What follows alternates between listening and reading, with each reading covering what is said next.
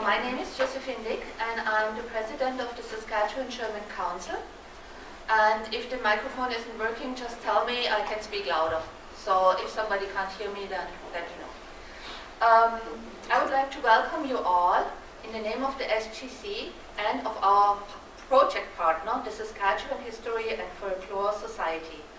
If you later, after the lecture, have any questions about our societies and of our organizations, please ask Christine and Kavanagh, I hope I don't butcher it too badly, or the ED of the Saskatchewan German Council, Gabriele Weidelich. Those ladies, they know all about our organizations, so you're in good hands there. I would like to thank Saskatchewan for their ongoing support, which enables us to organize cultural events like this tonight. On this, I wanted to say hi to Paul Ingras, but sadly I don't see him in the crowd, so sadly he's not here. So tonight's talk is Germans in Saskatchewan, a diverse community on a contested landscape by Dr. Keith Carlson.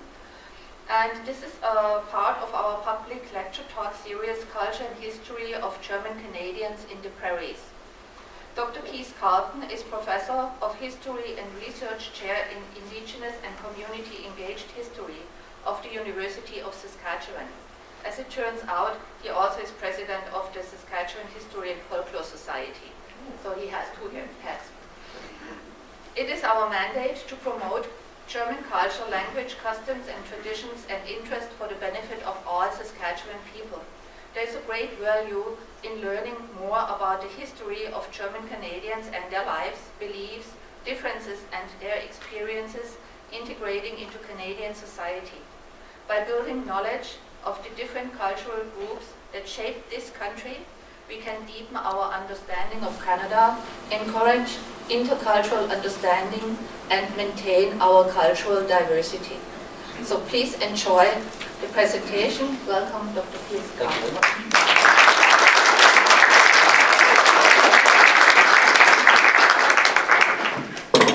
Thank you, everybody. Can everybody hear me okay? Thank you, everybody, for coming tonight, and thank you for that wonderful introduction. That's very flattering. Oh, okay. Test 1, 2, 3. Can you hear me at the back? Is that good? A little bit higher? A little bit higher? We can't hear you. Can't hear at all. Okay. Well, we can hear you. Not very well. Can you hear me now? That's full loudness. I can get closer. Okay. Thank you very much for having me here tonight, and what a wonderful turnout. We filled up the room. That's fantastic.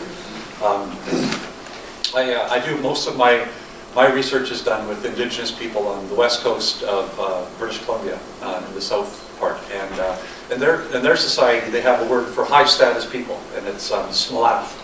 And if you ask a fluid elder, what does smalath mean? They'll say, well, a worthy person, a worthy person. And if you pursue it a little further, if you ask them even further, well, what does it mean to be worthy? They'll say, people who know their history. People who know their history. And so as a historian, I think, what a utopia. This must be a place where historians are held up in veneration. But it speaks to the fact that by knowing your history, you know where you come from, you know who you are related to, you know the landscape, which places on the landscape your family can go to, and how you're connected to people. And that's really what all history is about in some way, talking about what connects people and where connections have been broken. And so the history of German people on the Canadian prairies is an excellent example of that, because it's such a diverse community, and yet a cohesive community in some ways as well. So my talk tonight, well, I should disclose, I guess I should say, my grandmother was German. She moved to the prairies from just a little village called Wiesenberg, just outside of Lemberg, now in Galicia. She was a Catholic, a German Catholic community, and she moved here in 1887. she moved here. So, and she was 3 years old at the time, and never went to school, and only learned English when she was about 12 years old. And she came to Saskatoon to work as a domestic servant. And then after that, the war broke out, the First World War, and so she then pretended that she was Scottish. She changed her last name from Cameron to Cameron, and sort of tried to play the role of a Scotswoman for the rest of her life. My mother only learned that she was of German ancestry when she was about 10 or 11 years old, and it was sort of disclosed to her by her mother. So although I didn't grow up in a German home, I have German ancestry, and I'm very interested in that ancestry and to make those connections. So today in Canada, there's over 3 million people who claim to be of German ethnic origin. And of course, this, though, is a very diverse community, as you know, if you're involved at all with the German Cultural Association here, and the diversity just within the city of Saskatoon, the German people, German heritage, German language. It's an incredibly diverse community that most non-Germans don't appreciate, don't understand. The Germans who came to the prairies in the late 19th and early 20th century came from a wide range of places in Europe. And in fact, most of them did not come from what would today be considered German territory, the country of Germany today. They came from other places. The vast majority of Germans came to Canada from what was at that time the Russian Empire, and in particular this section of the Russian Empire. And a significant percentage also came from the Austro-Hungarian Empire. Of course, the borders between those empires have moved back and forth a few times. But that was where the majority of the settlers here right now, so if you're a second or third generation German in Saskatchewan, that's likely where your ancestors came from. Within the Austro-Hungarian Empire and that area, again, that sometimes shifted, it was Russian as well. It was the province of Galicia, and again, that's where my family comes from, which was sometimes, currently it's Ukrainian, sometimes it was part of the Polish Empire. It was mostly Hungarian and Russian at the time, but a significant population was German, and that's where most of those people came from. And they came to a part of the world which at that time had only very recently become known as Canada, because of course Canada was a name that was originally applied only to what is now the province of Quebec, and then that expanded when Empire loyalists who rejected the American Revolution came northward into what is now Canada, creating the British Upper Canada and the Francophone Lower Canada, Ontario and Quebec. And those provinces then united with the colonies of the Maritimes to become Canada, a country of Canada, which then expanded just 2 short years after. 1867 here, it should be 1869, my apologies. Confederation was 1867. Rupert's Land was annexed by Canada in 1867. And so that area in that vast center of northern North America was part of the British Empire, but was not formally part of Canada until just 2 years after Canada became a country itself. This area, when it became Canada, there was a great desire, a great sense of opportunity, a great sense of destiny, really, among the Canadians, the upper lower Canadians and the maritime provinces, that Canada would grow to be a great nation, a great country. Wilfrid Laurier, in the late 19th century, proclaimed that the 20th century would be Canada's century. Of course, the Soviet Union, America, and a bunch of other places sort of didn't agree with that and created quite a bit of waves themselves. But there was a sense of optimism. And the idea was that Canada needed to expand so that it became a continental country in the same way that the United States had. And Rupert's Land was, of course, the first step in moving westward to reach the Pacific Ocean, to make Canada genuinely a country from sea to sea. And then eventually, when it goes north, north of 60 in the 1880s, from sea to sea to sea in the north. It was an area, at that time, of course, it was populated by First Nations people, where we are right now, Rupert's Land, the Great Plains. And it was an area that had a significant Métis community, and that was also a diverse community, not a cohesive community necessarily. And an area that people in Ontario, and especially those who were of North Irish Scots descent, which is where my grandfather on the other side came from, looked really down their noses at the people who were Francophones and in a hierarchy. And I'll talk about that in a bit more. I'll go back quickly, please. So the Canadian government had this desire to move across the continent, to be a nation, a large nation state with a gigantic, vast tracts of resources that would then establish a big population. But they were worried that the United States, which had a history of sort of bumping into parts of what used to be Mexico and then annexing them and making them part of the United States, right? So Texas, Arizona, California. And there was a concern that they would do that heading northward as well, especially after their giant civil war had ended and they had the world's largest standing army and nothing to do with it. So there was a concern that they might try to put it to use by annexing Canada. And so the Wilfrid Laurier government sought to bring in settlers to populate the Canadian prairies. And they principally looked to Britain. And so you can see here on the one side, this is a gigantic arch covered in actual cedar and fir boughs that were brought from Canada. I don't know exactly how they kept it all fresh, to create this gigantic sort of sales place, a fair-like atmosphere to entice British settlers to come to the prairies and become farmers and to build the Canadian prairies as a British place. As you can imagine, this didn't resonate the same way in Quebec, and there's been that sort of the two solitudes in Canada, those two communities. Of course, there's many more communities, but those are two dominant ones. And there was an idea that the prairies was being sold as sort of an ideal farmland, a place where the land was rich, the soil was rich, crops would be easy to grow, and that soon there would be a railroad that would span across the prairies and bring resources out to the industrial areas of Toronto, Montreal, Windsor, and Kingston, and then at the same time bring industrial products, tractors, and things back into the prairies. So this was all part of a national policy, John A. Macdonald's national policy, followed by Wilfrid Laurier, who decided that it would be populated. It was time to move quickly to get people into these areas. But Britain wasn't the only place that they were looking for new immigrants. They were also turning to Europe.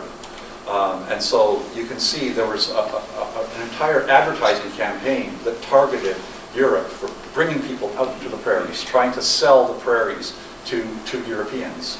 And this was an expensive campaign. It cost a lot of money back in the day, and it was, for the most part, a somewhat dishonest campaign, because the way they portrayed the prairies was really speaking to a climate that would be much more like southern Kansas or somewhere of that nature, not central Saskatchewan. There has been a bit recently in Saskatchewan sort of popular culture, a sense that the vast majority of people came from Russia. There were the Ukrainians, the Poles, the Mennonites, etc. But in fact, that's not quite the case. Those communities have done a very good job of bringing their history on the prairies to the public consciousness. And I know other groups, like the German community, are starting to also look to articulate that history in some way as well. So it's important to think that if you look at this map that was put together, I didn't do this map, and so I apologize, I wasn't able to sort of crop off the other edges. I copied this out of an atlas. But this shows the populations coming to the prairies, and in particular what were then the territories of Assiniboia and Saskatchewan, which doesn't look like Saskatchewan does today, and where they came from. So to kind of help you, if you can see here, in the year 1901 alone, and this was an analysis that was looking at 1881 to 1901, but in the year 1901 alone, there were over 2,000 people who came to Saskatchewan from the United States. And that made up approximately 3% of the population moving into this area.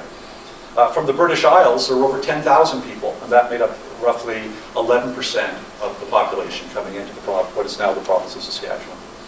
From Germany, just barely over 1,000 people. And again, when they say Germany here, they don't necessarily mean the German state as it's measured today, but roughly that. That's only 1%. That's not very big. If you were to look over here, though, the green arrows represent immigration from other parts of Canada. And so from other parts of the Northwest Territories, so Athabasca and areas, we had over 31,000 people moving into what is now central and southern Saskatchewan. And then from Ontario, Quebec, and the Maritimes, 16,000, 4,000, and 1,500 people respectively from those regions. So the vast majority of people coming here were from Canada, many of whom, of course, had been born in Britain, but were at least second-generation Canadian. And then beyond that, it was Britain was the next big place, the United States, and then moving downward. people have often made the joke, one of my colleagues had it down pat, he would often say, Saskatchewan, it's the hardest province to spell, but the easiest one to draw.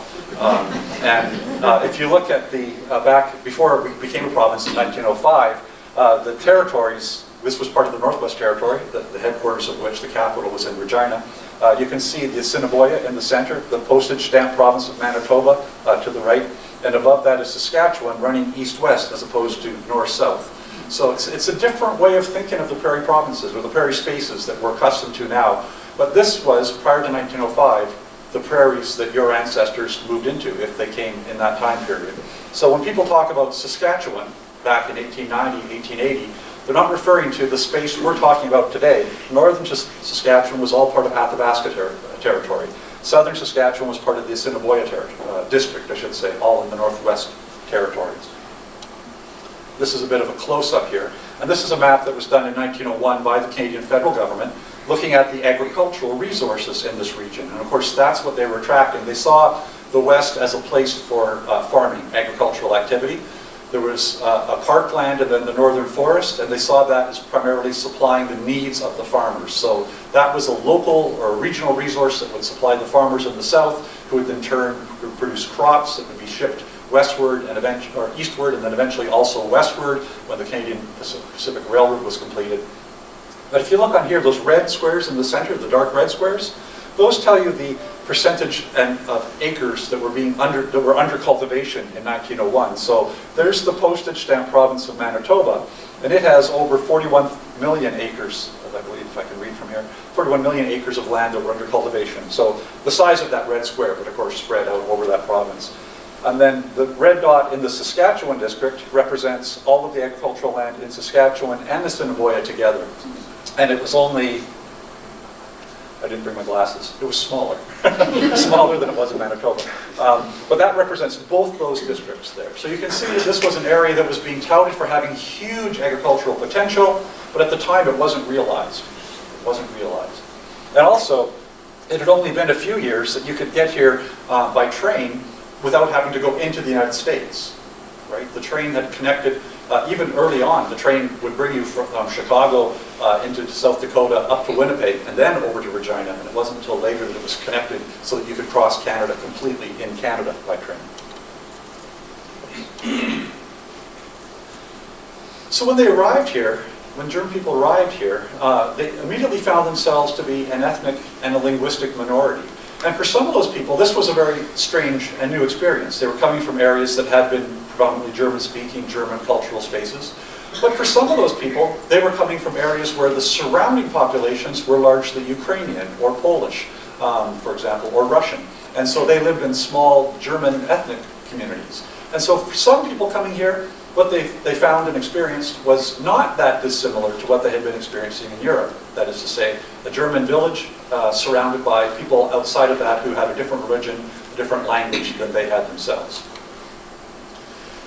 The Germans who came here from all over settled, started to settle in sort of scattered places throughout the prairies. They got to choose where they wanted to go for the most part.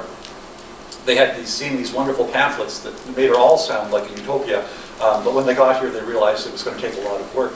But Catholics and Protestants often came together, so they would have villages, but close enough together, Lutherans, Catholics, sometimes Anabaptists, so that they would share some resources, that is to say, some infrastructure, some local government infrastructure. Not always, but regularly. And what this was doing was actually creating sort of a sense of a Germanness that transcended a German Lutheran identity, or a German Catholic identity, or a German Anabaptist identity.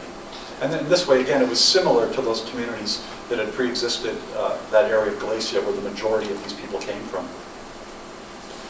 The German Mennonite community was a little bit different, and to this day have remained somewhat distinct from the larger, broader German community, other German communities. For the most part, the Mennonites were seeking to stay to themselves. They came here with specific guarantees from the Canadian government that they would be exempt from military service, that they would have local governance, and they would do this in exchange for being good, loyal farmers who would come here and work hard and help to transform this land into a place where they would be loyal to the Canadian government, helping to keep it settled by people who weren't thinking about annexing it to the United States. We know from some of the diaries that were left behind and some of the oral history activities that were done in the subsequent generations that within about a decade, most of the German immigrants had declared themselves really satisfied to be here. A few did go back to Europe, but the vast majority stayed and talked about this place in real positive terms, despite the kind of conditions that they were living in. I mean, a lot of these people were living in what we would consider very rustic root cellars, essentially, right?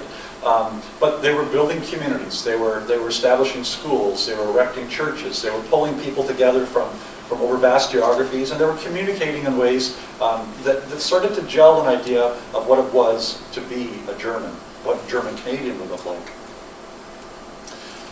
Lingering, and for the most part too, and I'll get into this in more detail in a minute, for the most part, Germans were seen as a valued immigrant. So the British people from Ontario wanted British immigrants, right? If they couldn't get that, they wanted Anglo-Americans to come up here. That was their next choice, even ahead of Quebecois.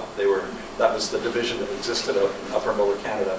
But then after that, it was Scandinavians and Germans who were their next preference. And there wasn't a real racism or resentment towards them. There was towards the Ukrainians, there was towards the Poles, the Jews, and others who came. But the Germans were just on the edge of the group that were considered desirable to come out here. But a prejudice was lying just below the surface, just below the surface. Canadian identity at this time was really anchored in a sense of Canada's contribution to the British Empire, and in particular what was being referred to as the White Dominions. And so this is New Zealand, Australia, Canada, and then with some sort of, if you close one eye and turn your head, South Africa, because of course the majority of people there were not white, but they were disenfranchised, and so it was, for all intents and purposes, a governance system that was set up that was a white dominion.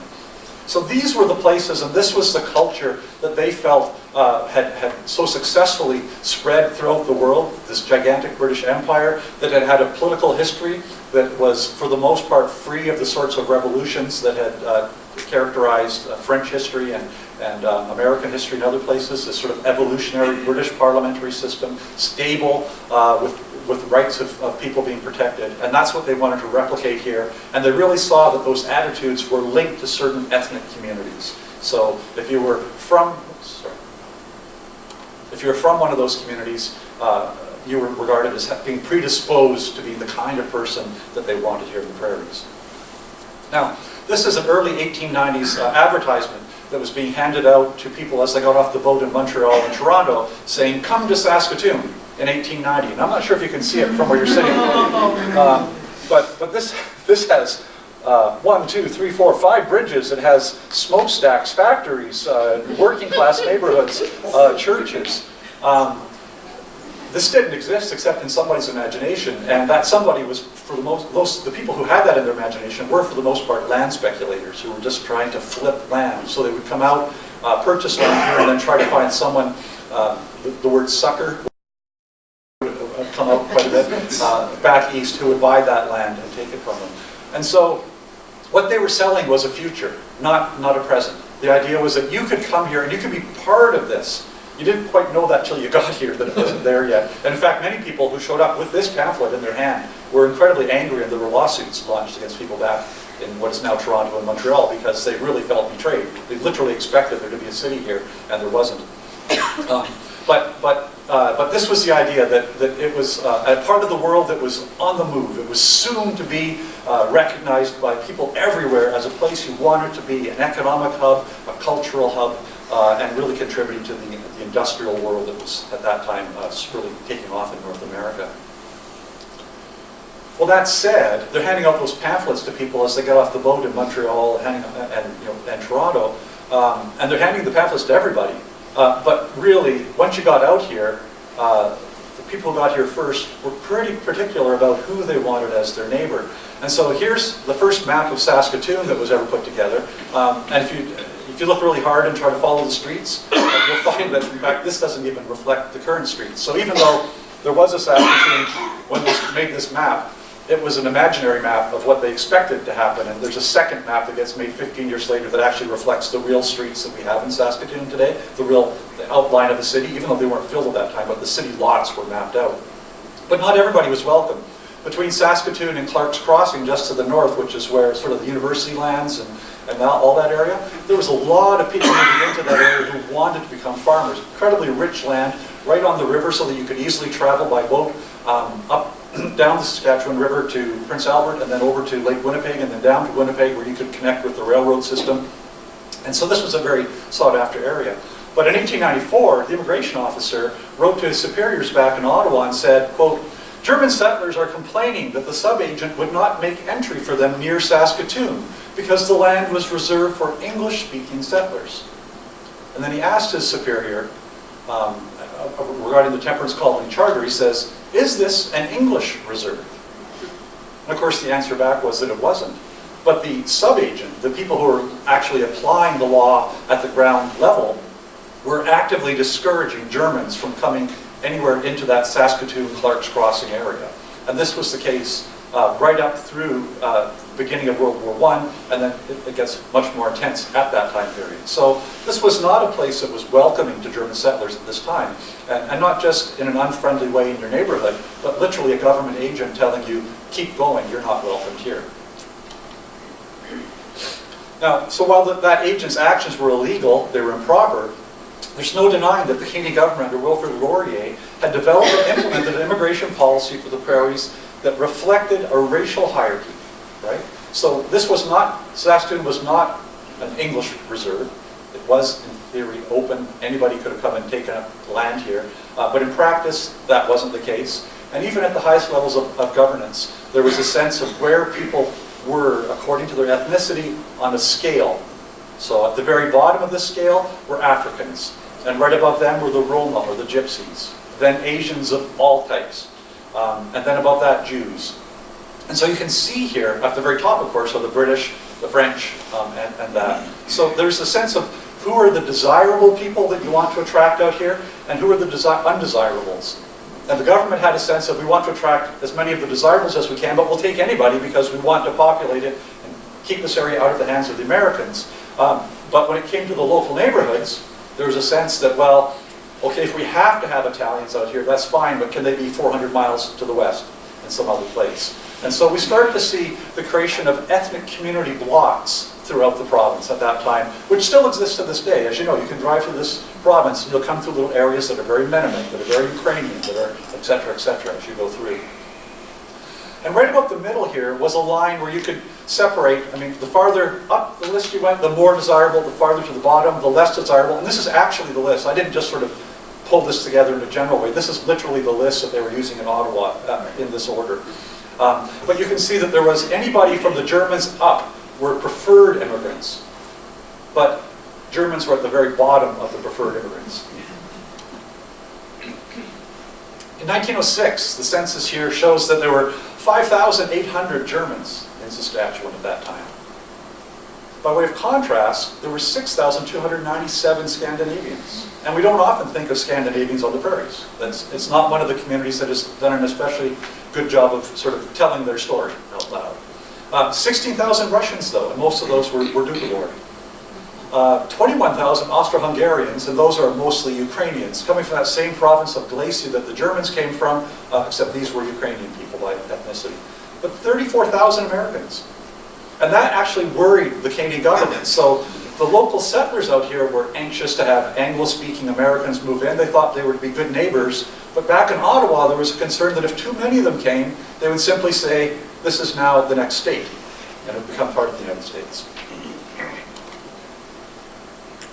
In 1911, by contrast, the German population of the province had increased to over 68,000 people. So a rapid increase is taking place there. And as we know, even today, if you watch the news recently with the discussions last year around Syrian immigrants coming into this country, we're talking about 30,000, I think. Wasn't that the number, 20,000? Someone remember? Last year, the Canadian government promised that we would allow in so many Syrian refugees. 45,000. 45,000, thank you. Sorry, I couldn't remember the number. And how, for some people, they thought, that's wonderful, that's what Canada should do. But for other people, oh my God, that many? That many? You know, and that's in a country now of 36 million. Back here, we're talking about a Canadian population of around 4.5, 5 million people. So, as a percentage, these are large numbers of people who are coming in, and from the British perspective, they don't necessarily share your worldview. And so, you want them to come, but you're scared about them. What does that mean? Now this is a map of the ethnic bloc settlements across the province, and it's been beautifully color-coded by the geographers at the University of Saskatchewan to put this together. But just to give you a bit of a sense of here, if you see the dark blue, those are German, and the light blue are German Mennonite. So I can kind of help you see this a little bit better. So the dark blue are German Catholics, Lutherans, Baptists, and Adventists. And you'll see them here. Whoops, there we go. Here, here, here, here, here, here, and here. So that's where the German concentrations were who were not Mennonite, the non-Mennonite German communities. This was a diverse community, though. This wasn't a cohesive one, but they were living in an area and they could communicate with one another. And then next to them, adjacent to them, and also part of that German culture were the German Mennonites. And as you can see, they were in these two sites and then down here. And also at the north end by Meadow Lake.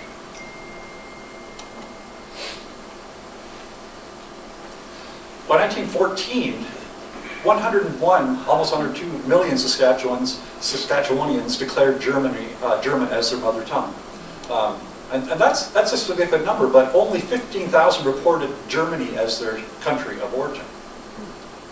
Now, again, it's difficult going back and sort of using modern borders to understand where people came from and who was what. But even if you sort of doubled that number of the Germans to include people that would have been in part of the German language area of Austria, for example, Austro-Hungary, it still means that the vast majority weren't identifying themselves as German, per se, but they spoke German. Now that's a significant part of the population. By 1914, the population of the province was somewhere around 650 to 700,000 people, ebbing and flowing a bit. The University of Saskatchewan was created in 1907. The university college building, now the Peter McKinnon building, was up and running. We were teaching classes in a host of disciplines, but Germans were virtually invisible on that campus. They were not being attracted there. Almost the entire student population was Anglophone and Presbyterian by religion. Not completely, but the vast, vast majority were. And so Germans were here, but they weren't necessarily participating fully in all the opportunities and things that were taking place in the province. Whoops, sorry. There we go. The cultural affiliations were very diverse, right? We had the Mennonite population, who for the most part kept to themselves. The Hutterite population, which was small and in those very small colonies and was coming a bit later, but was even more determined to remain by themselves. It was also the smallest population. Large numbers of Lutherans. The Lutherans and the Catholics got along for the most part, except for the Pope thing. They didn't get along over that. There were the Moravians who came, Moravian Germans, who got along mostly with the Lutherans, but for some reason the Lutherans got along better with the Catholics for the most part, even though they didn't have that Pope disagreement with the Moravians. And then there were also German Jews who came over. And so the population was very diverse. Within those communities, we see already by the late 19th century, with I guess I would probably have the caveat of the Mennonite community that was still, for the most part, very much sort of keeping to itself and not trying to identify more broadly. And of course, the Mennonite community was very diverse. There were multiple sub-denominations within the Mennonite communities. But in the non-Mennonite, other German communities, there was a real effort to try to say, let's be German. Let's identify ourselves as German. And so what we see in Canada is a sense of German nation building, right, that didn't exist back in Europe. It was a sense that these Germans felt that given how different the people are around us, the Francophones, the Anglophones, the Americans, we have something in common that we should hold on to and retain. And that's really the spirit behind the organization that's sponsoring the talk here tonight. And as I said, they were regarded as desirables. Some of the earliest industrial buildings that came up here in the early 20th century, once they started to let German settlers onto the west side of Saskatoon, because the east side is where they were really keeping them out in those earlier years. They're right away working in sort of the industrial area of Saskatoon and very valued in those areas and others. And then things change. In the summer of 1914, the Germans and the British Empire go to war. And I say the British Empire because Canada did not declare war. Canada was automatically at war in 1914 when the British Parliament declared war. That's not the case in World War I. We politely debated for a week and then declared war in support of England. But we took a week to show that we were independent, even though there was no question that we were ever not going to declare war. So in 1914, we really see that underlying racism that existed among the Anglophones, the Protestant Anglophones for the most part of the province, that just comes to the surface, and it is vicious. So Germany is vilified. Germany is the evil, barbarous monster that has attacked poor Belgium. Now, of course, Belgium, the Belgian Congo, under the Belgian king, the atrocities committed against the Congolese population by the Belgians were phenomenal, absolutely just off the scale. Like this was, here we were in the early 20th century with a form of direct slavery taking place in the Congo that would have put Southern Americans in Alabama to shame in the 1840s and 30s, right? This was just brutal racist exploitation and violation of people down there. But back home in Europe, the people who ran that colony were, of course, the vulnerable and poor, defenseless Belgians who were being attacked by the Germans. The Germans, early on in the war, started to use technologies and act in ways that really were different in some ways. And so you can understand why the attitudes towards the Germans were so hostile, so negative in the early years. The Zeppelins, the Gotha that were used, these gigantic floating airships that would drop bombs down onto civilian populations in Britain. This was appalling to the British population and to the Canadians back home. It was part of the first sort of real movement of the entire, in the 20th century, we see the mobilization of entire countries and their economies into war. And we see cities and towns being obliterated as the front lines move back and forth. But what we're seeing here is a type of warfare that was being publicly transmitted through mass media. Information was circulating really quickly, and we were seeing new technologies that were being used for the purpose of instilling terror on civilian populations. And the Germans perfected this early on, and the Western media picked up on it quickly. Of course, we have, in the spring of 1915, at the Second Battle of Ypres, the Germans used chlorine gas for the first time against the Allied forces. And those Allied forces that they used it against were French colonial troops from Senegal and Canadian troops from Saskatchewan, Manitoba, and Ontario. And so we encountered that, what was seen as an incredibly barbarous form of warfare, leaking a toxic gas out into a field. And the Canadians took that first. And so for the rest of the war, Canadians actually retaliated against the Germans and had a reputation of being, they were proud of it, of being the shock troops of the British Empire. And when we started to sort of spearhead the attacks against the Germans, the Canadians used more gas-loaded artillery shells and fragment shells that were meant to just tear bodies to pieces than the Germans did, coming the other way, because we were so determined that we would repay the Germans for what they had done to us. But of course, immediately in doing that, we descend down to and below the sort of thing that we were reacting against. The Second Battle of Ypres is this moment in Canadian history that we see ourselves as great heroes. The French colonial troops ran away. They were terrified of the gas, rightly so. Canadian troops backfilled their lines and held them against the movement of the German infantry as they moved into those positions and following the wave of the chlorine gas. The Canadians, it was reportedly a high school teacher from Saskatchewan who recognized the chlorine smell and quickly passed the word up and down the front lines that if people urinated into their handkerchiefs and held the ammonia over their noses, that this would neutralize to some degree the chlorine gas. And so those sorts of stories came back to Canada that really inspired Canadians about their own military sort of sense of self, and that really also portrayed the Germans as the most barbarous and unhuman people that there could be. Saturday Night Magazine during the war insisted that, quote, only the complete destruction of Germany would benefit humanity and extend the bounds of freedom. Canadian papers covered the story, which for a long time this was thought after the war to have been apocryphal, that it didn't happen, but in fact we actually know now that this did happen.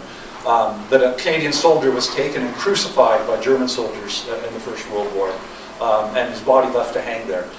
So this story circulated all through Canada. And in fact, after the war, during the peace talks at Versailles, a Canadian artist created a statue, a carving of this crucifixion that was unveiled in front of the German delegates, who became so upset that they almost marched out of the Versailles Peace Conference and restarted the First World War, because peace had not been declared. It was simply an armistice at that point. And it was Canadians, though, saying that we had been treated literally like Christ, crucified for civilization and everything that Christianity stands for by the German soldiers, barbarous Germans. In Saskatoon, if you read the newspapers, women here would take public oaths on the streets, in squares, in churches, that they would never in their entire lives purchase anything from a person of German ethnicity. They would completely destroy the local German economy. Germans were dehumanized. There's the idea that there was a culture versus a Western civilization. That there was, on the British side, humanity, and on the German side, barbarism. And those attitudes made tensions between people here in the prairies incredibly tense. Militarism. Over and over again in the propaganda posters that were being produced by the Canadian government, we see German people being portrayed as brutish gorillas and chimpanzees, savage.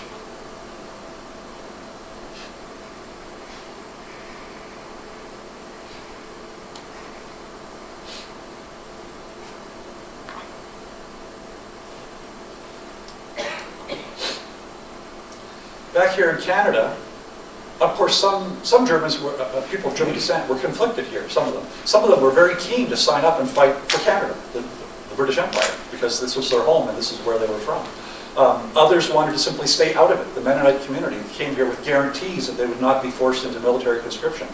But for all Canadians, at that time there was a sense, not just a sense, but it was stated by the government, that there could be no rational opposition to something so barbarous and heinous as the Germans. And so people who literally went up and said, I oppose the war on principle, were placed in insane asylums, because they must be crazy. How could you not want to fight against the barbarous German? You're either a coward or you were insane. On the prairies, there were over 8,000 people who were labeled enemy aliens by the Canadian government and placed in internment camps. And of those, just over 2,000 were Germans. Due to their objections to military service, the Mennonite community in particular were viewed with suspicion. In 1919, the Canadian government placed a ban on all future Mennonite immigration in Canada.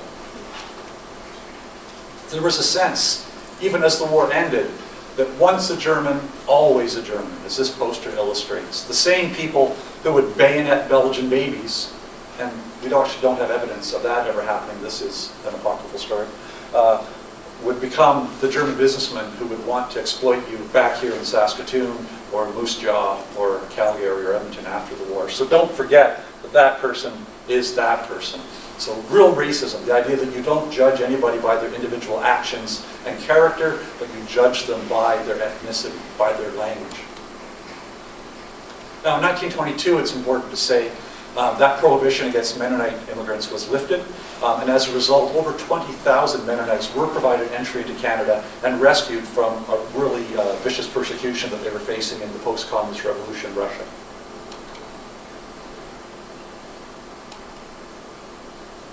Here in Canada, though, there was the idea, a sense, that it was the British who won the war. That the Quebecois, the Francophones, despite the fact that their French ancestors were the ones who were being invaded by the Germans, had for the most part sat idly by throughout the war, and that the Germans and others were people of suspicion, right? And even the Ukrainians and others who came from what were part of the Polish, Russian, Ukrainian part of the world, the Slavic people, were also viewed with suspicion, especially after the Russian Revolution. So a Scotsman and an Englishman, that was seen as what it was to be a Canadian. And this made it very difficult for people of German ethnicity to simply even go into a store in Saskatoon and buy groceries. When these veterans returned after the war, they felt that the country owed them something, and that any Germans who were here were people that they would have preferred to have killed in the First World War. And so we see these kinds of protests. We will maintain constituted authority, law, and order, they're saying. They're labor protesters here, right? They're saying, we're not trying to have a Russian revolution. You know, law, order, we're respecting all of that. Down with the high cost of living, right? But in the biggest letters, right? To hell with the enemy alien. God save the king. Right? So you can imagine if you were Mennonite, if you were Moravian, if you were German of any kind, trying to come into the streets of Saskatoon or Moose Jaw or Winnipeg or Battleford, these kind of marches were taking place up and down the streets.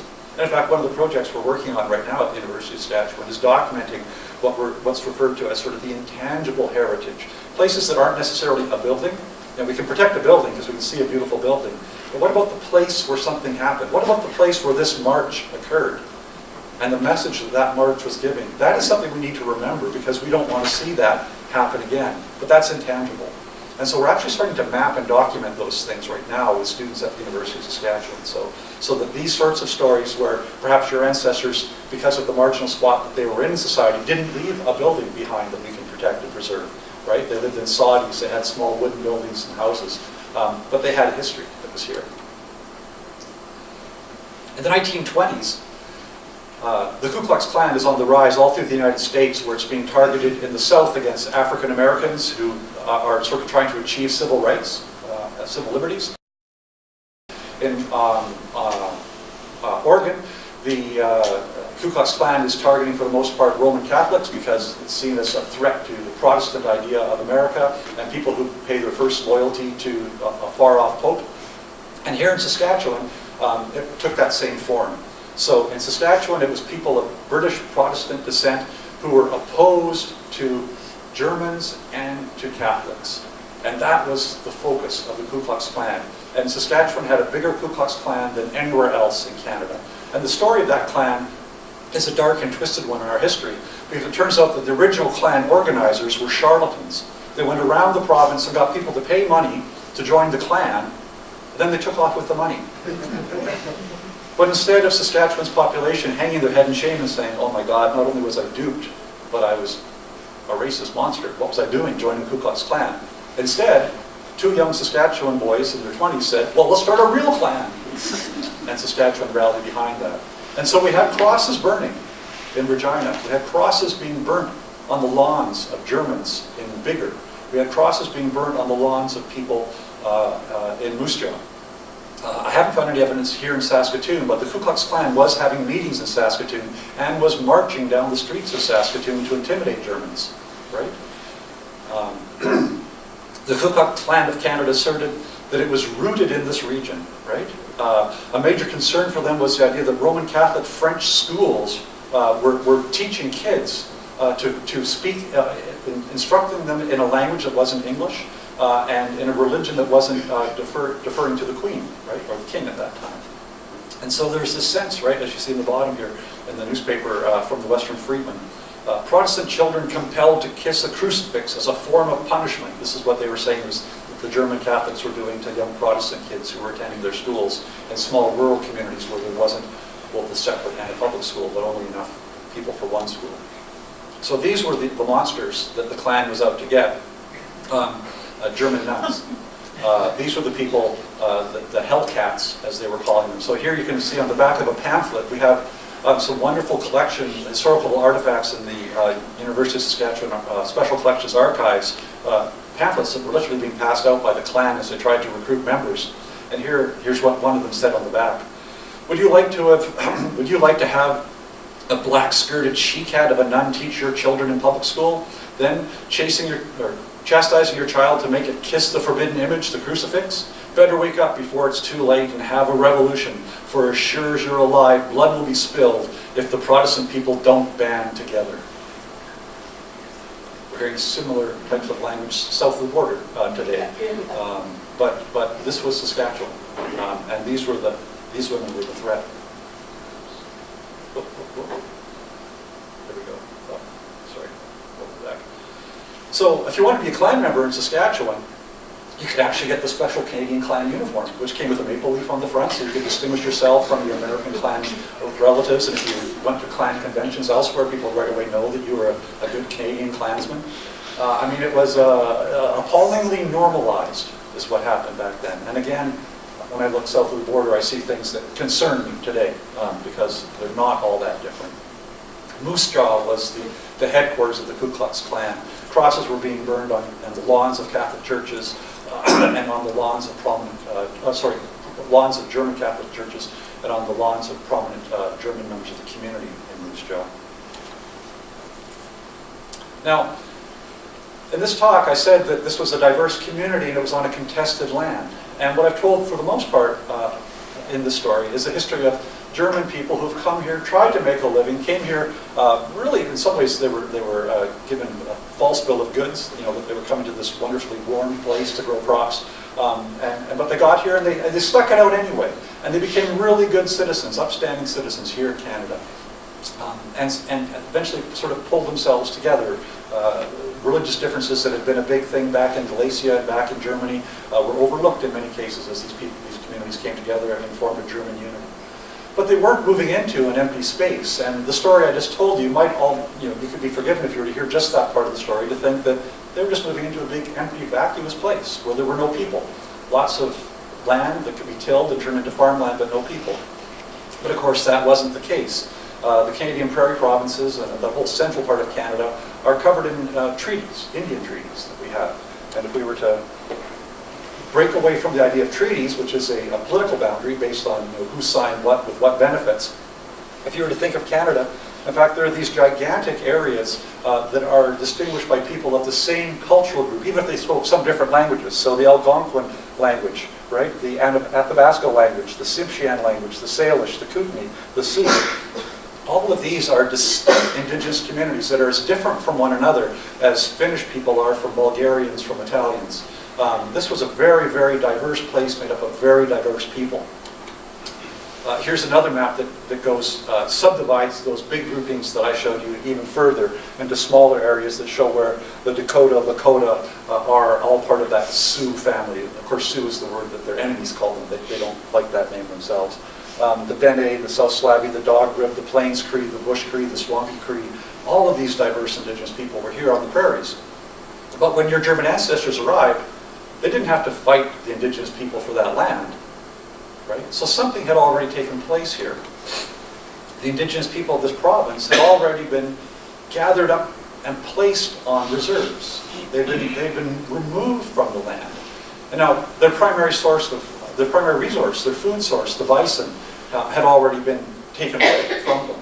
And so indigenous people in the 1870s and 1880s were very, very keen to sign treaties with the Canadian government because they could see that their primary food source, their way of life, was diminishing right in front of their eyes. Within a generation, the bison go from being numerous to being a threatened, almost extinct species.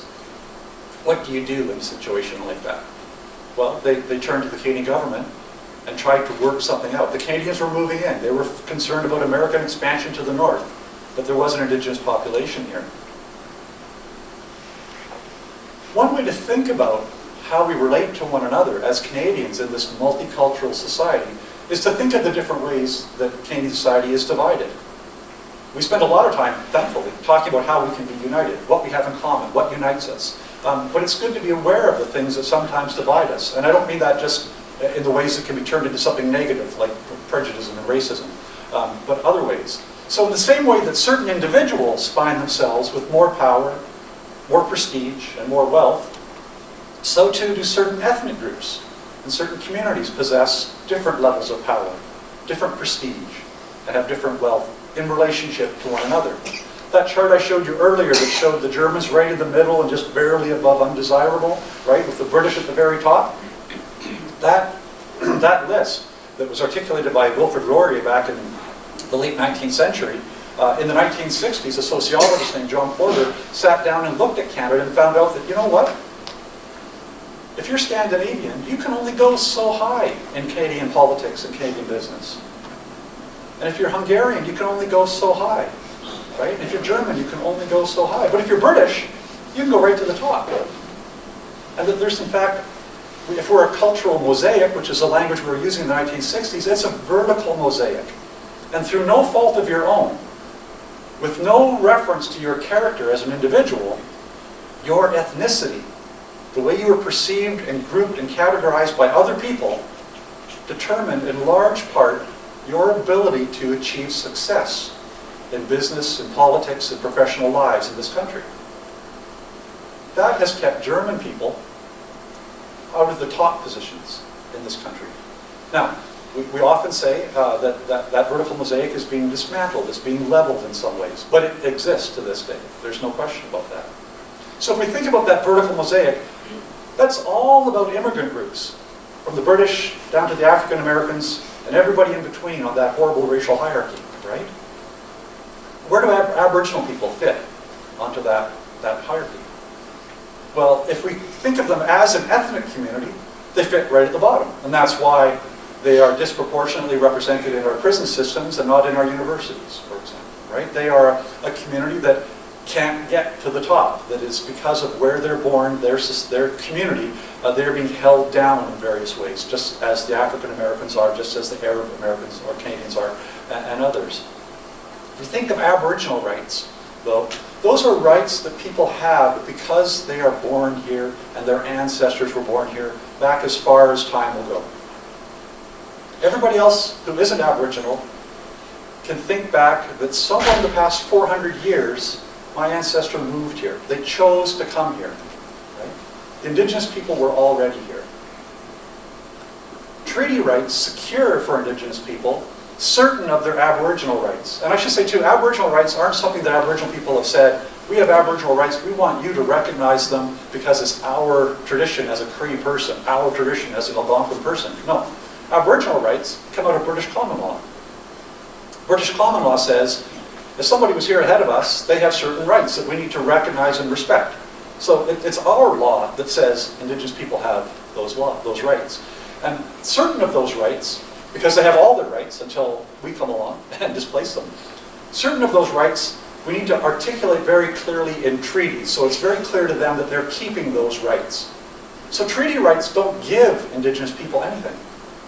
What treaty rights do is recognize the rights that they are going to retain, not give up.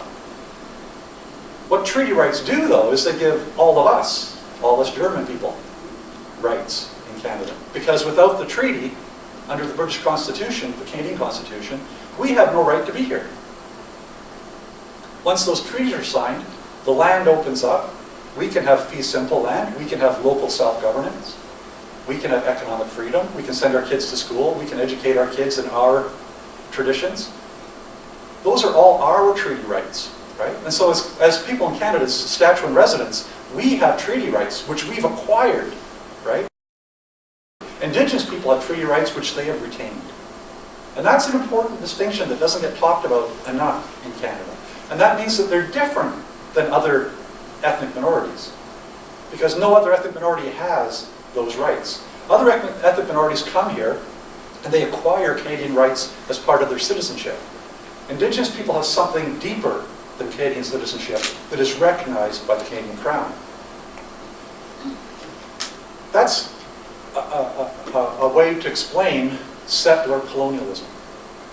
So when your ancestors came here from wherever it was, Germany, Galicia, Austria, Russia, wherever it might have been, they came here and they settled in a space that was being colonized. They didn't settle it and colonize it from the top, like the British, or right below them, like the French. They were down here, but they were still colonizing somebody else's space. The Canadian government created a pass system. It's been determined that it was illegal, but they operated it anyway. It was determined it was illegal many, many, many years ago, 80 years ago, 90 years ago. But they continued to run it right up until after the Second World War, which told Indigenous people they could not leave the reserve without a pass from the Indian agent that said where they were going and how long they would be there. They didn't have the simple mobility right that every other Canadian has. And of course, the reserve land that they were given was the most marginal and unproductive agricultural land in the province, so that your ancestors would have the good land, the better land. It was still frozen 9 months out of the year, but it was better than the land that the Indigenous people had. So settler colonialism is a form of colonialism, and it's not the same as the colonization of, say, when the Germans attacked Poland and occupied Poland. That's conquest colonialism, right? And when the British attacked India and conquered India, that's conquest colonialism. And when India got its independence in 1947, 49, somebody help me out there, Britain was kicked out, India became independent. There was still economic ties and various things, but they became independent. So you can call those post-colonial societies. But in Canada, none of us have gone away. We've all stayed here. And that means that settler colonialism is an ongoing form of colonialism. And I know when I talk about that with people, they bristle, right? Oh, I'm not a colonist. My ancestors came here, they were dirt poor, they worked their way up, and right? And that's true. And I'm not taking that story away from anybody, because that's the story you should be proud of and communicate, right? But that story is part of the story of settler colonialism. If your ancestors hadn't come here, right, Indigenous people's lives and their history would be different. And you might have been an ethnic minority that was somewhere in that racial hierarchy, but within that racial hierarchy, you had certain guarantees, you still do, right, that create certain opportunities for you that Indigenous people didn't have. And Indigenous people have certain rights that they retain that you don't have. So they get to hunt at certain times of the year when you can't hunt. They can fish certain times of the year when you can't fish. They can set up a casino and gamble because they had certain rights that loved gambling way before we got here, right? Those are Indigenous rights that they held on to and protected in their treaty negotiations. So that's what settler colonialism is.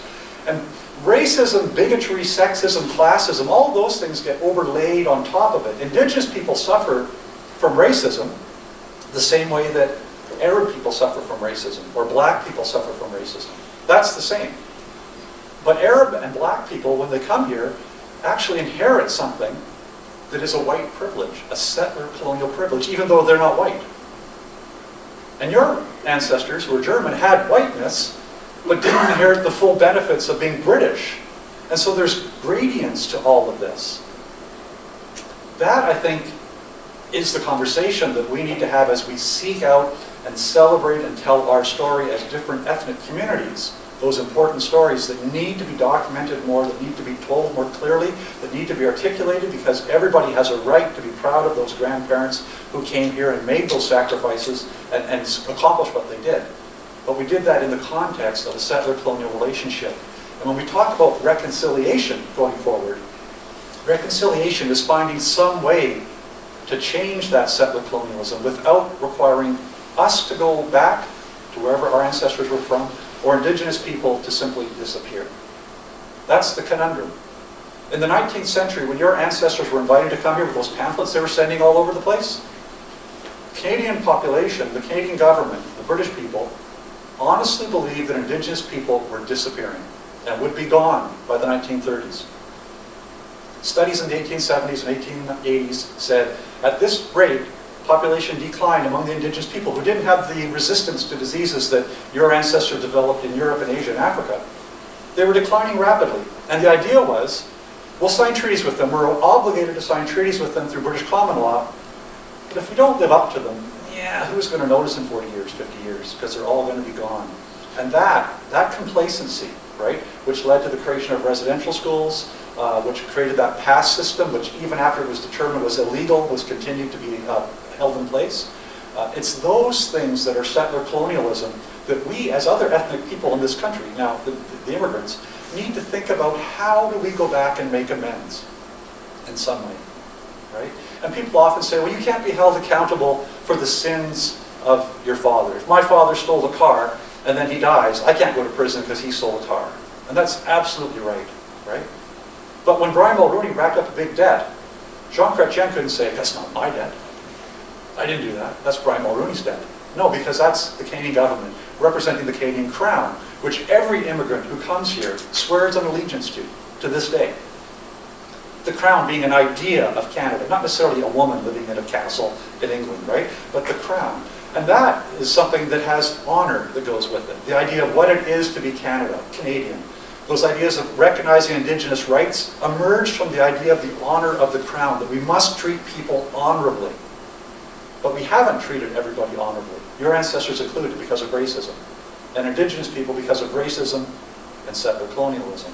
And so reconciliation is us somehow finding a way to soften those edges, to take away those hurts, to make amends, to create a space where Indigenous people, instead of being the poorest people in this country, are the wealthiest people in this country in some way. And maybe that's not a monetary way, or maybe that's only one way that is. Thank you very much for your time today.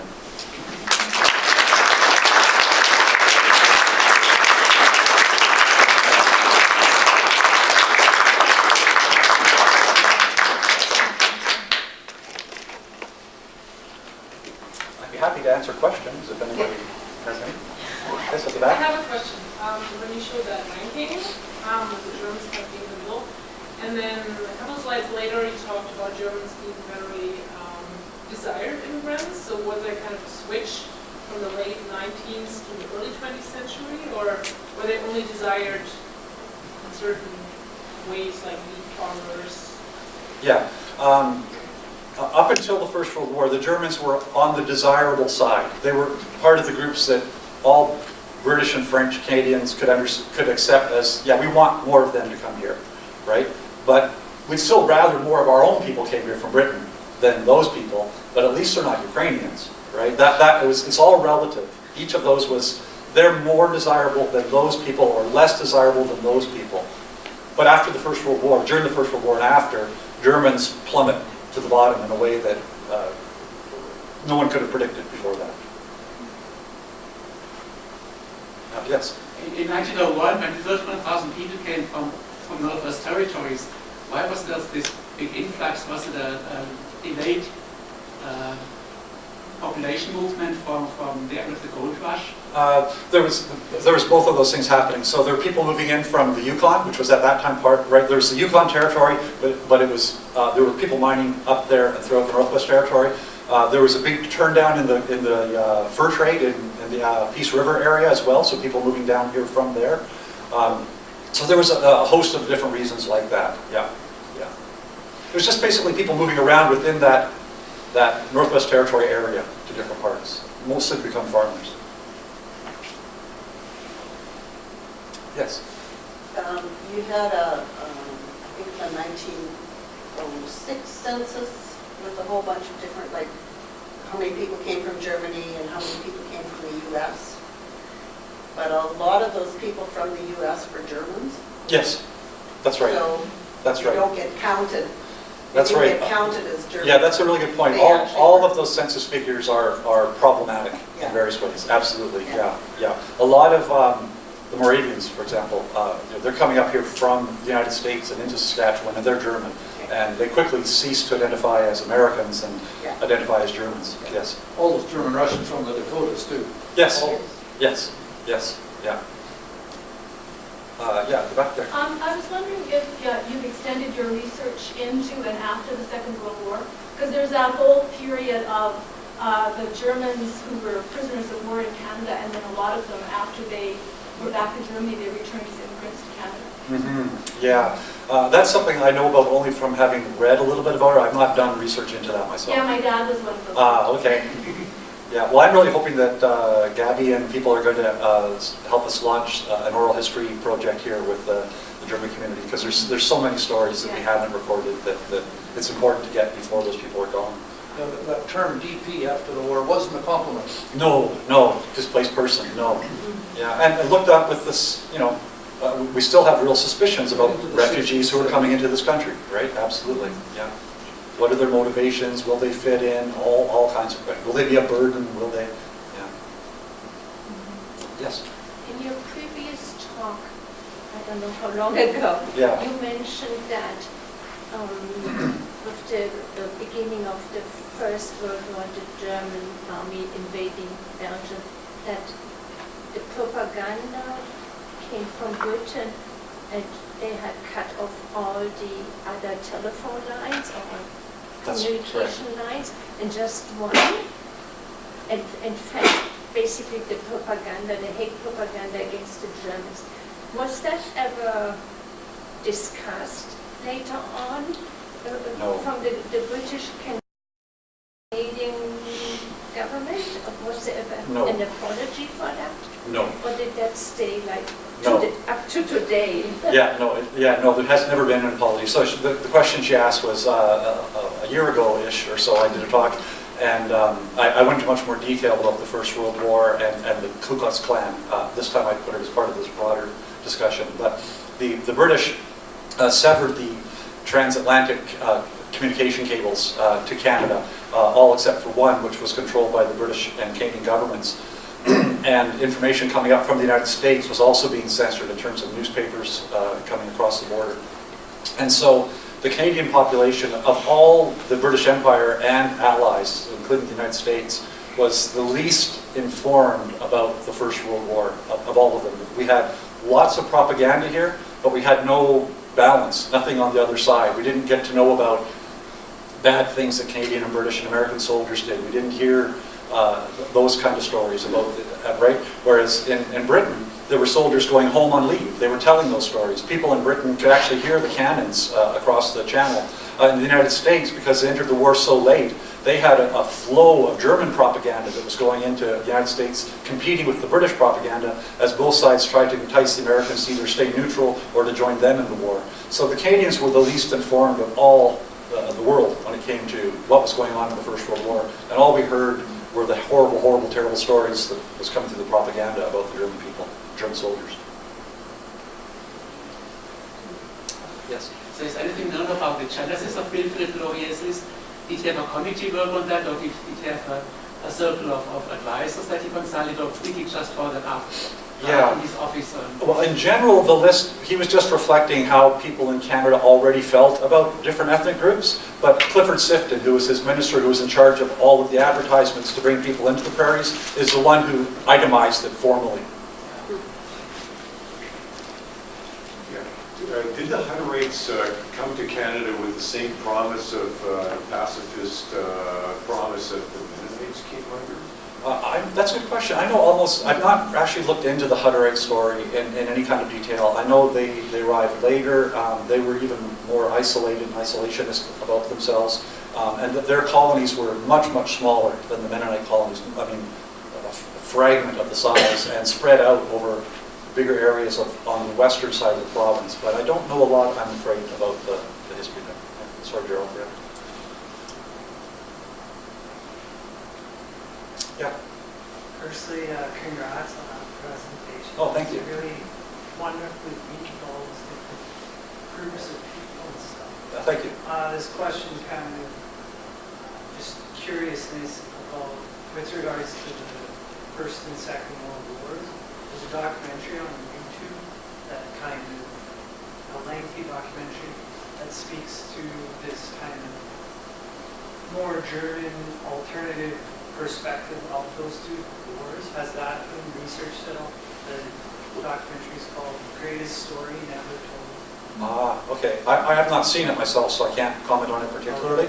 But, I mean, there's been a lot of very good scholarship. I mean, the histories of the First and Second World War that are written by professional historians in the last 40, 50 years don't just vilify one side or the other. They talk about, I mean, you know, Hitler was a villain, nobody disagrees with that, but the complexities of what was going on in German society that enabled so many people or encouraged so many people to follow those sorts of ideas. And in fact, all the more so because of what's going on in Germany today and the United States and other places where we see some of the ideas that I think my parents' generation, felt had just been, dealt with.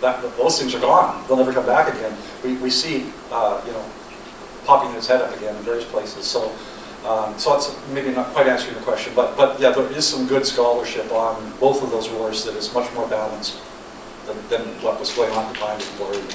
So, was like anybody who, say, supported the motherland of Germany during those wars were put into these insane asylums? No, it was white British people who said they weren't going to go to war to fight. So if you're a Mennonite and you wouldn't fight because you had this promise from the government, you wouldn't be compelled to fight and you were a pacifist. But if you were a Canadian Anglo who had just been living a normal life and then suddenly said you weren't going to fight in Germany, either you were a coward, was the assumption, or you were obviously insane because anybody in the right mind would want to stop this evil, horrible industrial machine called Germany. And so people, not huge numbers, but dozens and dozens of people were placed in insane asylums because they opposed the war. Do you know how they picked the people for the internment camps? I assume they were mostly male, but there must have been more than 2,000 people of German ethnicity living, so who picked those 2,000? Yeah, the RCMP were conducting investigations, and various people were identified for having, enemy sympathies or very close personal ties, or having been very right-wing political statements prior to the war. Those sorts of things were being used to create lists of people that were regarded as the most dangerous and moved into those internment camps. And of course, the Japanese were also interned at that time. Interred, not interned. It would be interesting to pursue to what extent the influx, such as it was of Germans after the Second World War, was promoted by the Germans who were here and who had some sort of organization among themselves and got the Canadian government to allow their friends, their family members or their relatives to come here, provided they didn't have some disease like glaucoma or what have you, and that they would pay their way and guarantee the government that there would not be any burden to the Canadian government. Yeah, no, you're right. The Cold War started so quickly after the Second World War that the Germans, as a people, relatively quickly went back to being desirable immigrants again. And that happened much faster after the Second World War than it did after the First World War. So, yeah. There was a few interesting sort of propaganda movies that were made in Canada during the Second World War, and some in the United States with big name stars like Laurence Olivier, British of course, but that one's called The 49th Parallel, and it all takes place somewhere in Manitoba or Saskatchewan, and a German U-boat comes into the Hudson Bay and has problems, and these German officers get off, and they come over and they're looking for Mennonites and other Germans who they think will start a fifth column uprising against the Canadian government, and Laurence Olivier plays a Métis Québécois fur trader who's in the bush. Cast very much out of character for himself. But I thought it might be fun to actually have a movie night, like show that film, and then talk about, like, I could give some background on the film and things after it, because it does give you a sense of what, that was a popular film. It sold out in Canadian theaters when it was released during the war, so it gives you a sense of at least what the average Canadian was hearing and thinking about and worrying about, or at least receptive to hearing.